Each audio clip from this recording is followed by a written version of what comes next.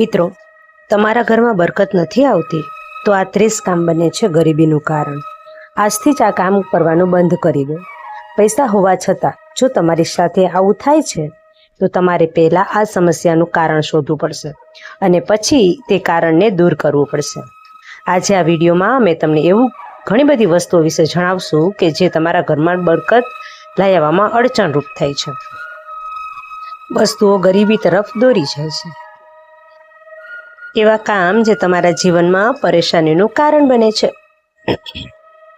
તો આજે આપણે જાણીએ કે 30 કયા કામ છે જે તમારા ઘરમાં બરકત નથી રહેતી. જો તમે પણ ગરીબી અને તંગીથી પરેશાન છો તો તમારે આ વસ્તુઓ કરવાથી બચવું જોઈએ. અમે તમને જણાવીએ છીએ કે તમારા ઘરમાં ગરીબી દૂર થઈ જશે અને બરકત પાછી આવશે.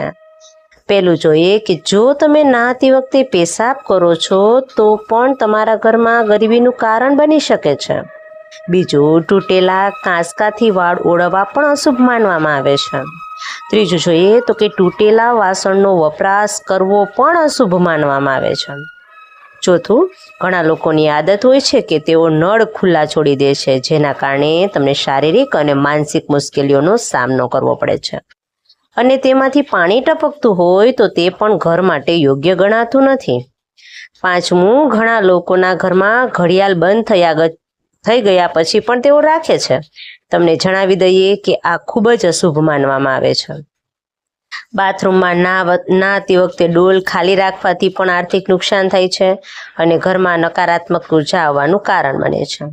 કેટલાક લોકો જ્યારે મહેમાન આવે છે ત્યારે એની રાહ જોતા હોય છે અને ક્યારે જાય છે એની રાહ જોવે અને મોઢું પણ ચડાવતા હોય છે. જો તમારી આવક કરતાં ખર્ચ વધુ થાય તો રોટલીને દાંતથી કાપીને ખાવી એ પણ અશુભ ગણાય છે. જે લોકોના ઘરના મુખ્ય દરવાજા પાસે અંધારું હોય છે તેઓ ઘણી મહેનત કર્યા પછી પણ સફળ થઈ શકતા નથી. પુરુષો ઊભા રહીને કપડાં પહેરે એ પણ સારું નથી.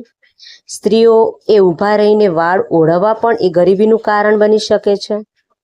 13મું જોઈએ તો કે સવારે મોડા સુધી સૂતા રહેવું એ પણ એક ગરીબીનું કારણ છે.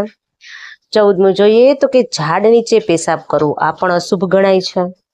રાત્રે વાળ ખુલ્લા રાખીને સૂવું આ પણ ગરીબીનું એક કારણ જ છે. ઘણા લોકોને ઊંધા સૂવાની ટેવ હોય છે. ઊંધા સૂવાથી ઊંઘ સારી આવે છે પણ આ આદત ખૂબ જ ખરાબ છે. પછી 17મું છે કે સ્મશાન પાસેથી તમે જ્યારે નીકળો ત્યારે તમે હસો આ પણ એક અશુભ સંકેત છે મિત્રો. 18મું જોઈએ કે રાત્રે પીવાનું જે પાણી છે એને ખુલ્લું ન રાખવું જોઈએ. આ પણ અશુભ માનવામાં આવે છે. 19મું, ઘરમાં ચામાચીડિયાનું આવવું પણ અશુભ માનવામાં આવે છે. ઘરમાં બાથરૂમ હોય તો એના દરવાજા ખુલ્લા રાખવા પણ અશુભ માનવામાં આવે છે. તમારા બાળકોનું હંમેશા ઝઘડતા રહેવું અને તેમને વારે વારે તમે ઠપકો આપતા રહેવું એ પણ સારું નથી. કેટલાક લોકોને દરવાજે બેસવાની આદત હોય છે મિત્રો, તો આ પણ એક સારી બાબત ન જ કહેવાય. લસણ અને ડુંગળી એને એક સાથે ચૂલામાં સળગાવવા એ પણ સારું માનવામાં આવતું નથી. ઘણાને આદત હોય કે લસણ કે ડુંગળી છે એ સળગાવીને ખાતા હોય છે અથવા તેનો ઉપયોગ કરતા હોય છે, તો બંનેને એક સાથે ન સળગાવવા જોઈએ. મીણબત્તી અને અગરબત્તીને ફૂંક મારીને બંધ કરવી એ પણ અશુભ માનવામાં આવે છે. ઘણાને આદત હોય કે દીવાબત્તી કરતા હોય, અગરબત્તી કરતા હોય તો એને ફૂંક મારીને ઓલવવાનો પ્રયત્ન કરતા હોય છે. ઊંધા પડેલા ચંપલ પણ બરબાદીનું જ કારણ છે મિત્રો.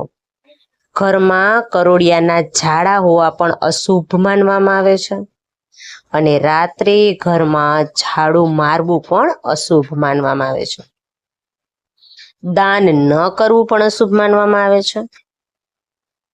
રાત્રે જમ્યા પછી વાસણો મૂકી ન રાખવા જોઈએ. તેનાથી તમારા ઘરમાં બરકત નથી રહેતી. મિત્રો, આ હતી 30 વસ્તુઓ જે આપણે ન જ કરવી જોઈએ. આ વસ્તુઓનું ધ્યાન રાખવું ખૂબ જ જરૂરી છે.